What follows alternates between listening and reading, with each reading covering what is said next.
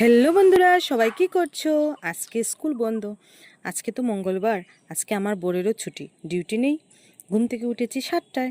ঘরদোর পরিষ্কার করে ছেলেকে বললাম, বাবা কি খাবে? ছেলে বলল রুটি আর আলু ভাজা। তাই তাড়াতাড়ি দেরি না করে আলু ভাজা ভিজানো বসিয়ে কয়েকটা দিয়েছি। চানা ছিল, ওইগুলো আলু ভাজাতে দিয়ে দিয়েছি।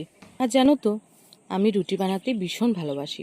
গরম জল দিয়ে আটা মেখে চট করে রুটি বানিয়ে নিলাম। আর এদিকে দেখো, আমার ছেলে দেখতে এসেছে। আর জানো তো, আমি গরম জল দিয়ে সবসময় রুটি বানাই। আর গরম জল দিয়ে বানালে রুটিটা খুবই নরম হয়, আর ছেলেরাও খেতে পারবে। এই জন্য আমি সবসময় গরম জল দিয়েই রুটি বানাই, আর সফট হয় রুটিটা। আর জানো তো, আমার মাও রুটিটা খুব ভালো বানায়।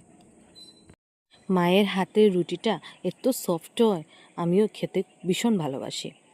আর এদিকে আমার ছেলেটাকে রুটি দিয়ে দিচ্ছি, আর ছেলেটাও খুব খুশি হয়ে গেছে। রুটিও খুব ভালোবাসে, খুব ভালোবাসে। আর জানো তো, আমার নীলও ঘুম থেকে উঠে বায়না ধরেছে যে ও রুটি খাবে। ভাইকে যেরকম থালি দিয়েছি, ওকে ওরকম একটা থালি দিতে হবে, না হলে ভাইকে আর খেতেই দেবে না। আর জানো তো, আমার নীলও রুটি ভালোবাসে, তাই দেরি না করে ওকেই দিয়েছি। সুপায় বসে দুই ভাই রুটি খাচ্ছে। তারপর আমার বরকেও একটু লাল চা দিয়েছি, ও খেয়ে বাজারে যাবে। এই দেখো, বাজার থেকে চলে এসেছে। আর জানো তো, আজকে আবার বাজার থেকে চিকেন নিয়ে এসেছে।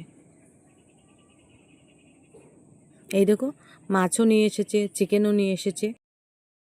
ও আমাকে বলল চিকেন ফ্রাই দিয়ে রুটি খাবে, তাই আমি ওকে চিকেন ফ্রাই দিয়ে রুটি দিয়ে দিচ্ছি। চিকেন ফ্রাই করেছি তাড়াতাড়ি করে, তারপর ওকে রুটি দিয়েছি। তাহলে এখন চলি, টাটা।